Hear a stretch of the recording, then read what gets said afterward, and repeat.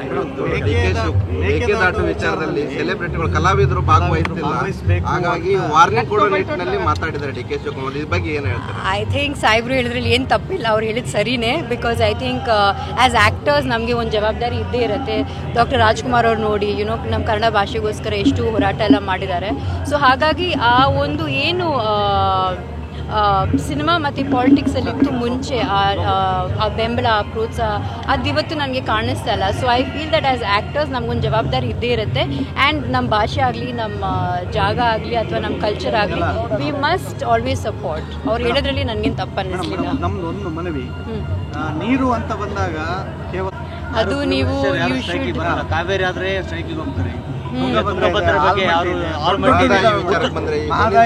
ಉತ್ತರ ಕರ್ನಾಟಕದಲ್ಲಿ ಇರಲು ಡ್ಯಾಮ್ಗಳಿಗೆ ಯಾರು ದನಿ ಎತ್ತಾ ಇಲ್ಲ ಕಲಾವಿದರು. ಓನ್ಲಿ ಕಾವೇರಿ ನದಿಗೆ ಅಷ್ಟೇ ದನಿ ಎತ್ತಾ ಇದ್ರು. ಇದ್ರ ಬಗ್ಗೆ ಯಾಕೆ ಆ ಪ್ರೆಫರೆನ್ಷಿಯಲ್ ಟ್ರೀಟ್ಮೆಂಟ್ ಇರಬಾರ್ದು? ಬಿಕಾಸ್ ಎಲ್ಲ ನಮ್ಮ ನಾಡು, ನಮ್ಮ ಜಾಗ. ಸೊ ಹಾಗಾಗಿ we should fight for our rights. ಎಲ್ಲರೂ ಒಟ್ಟಿಗೆ ಯುನೈಟೆಡ್ ಆಗಿ ನಾವು ಫೈಟ್ ಮಾಡಬೇಕು. Thank you madam. ಬಹಳ ಖುಷಿ.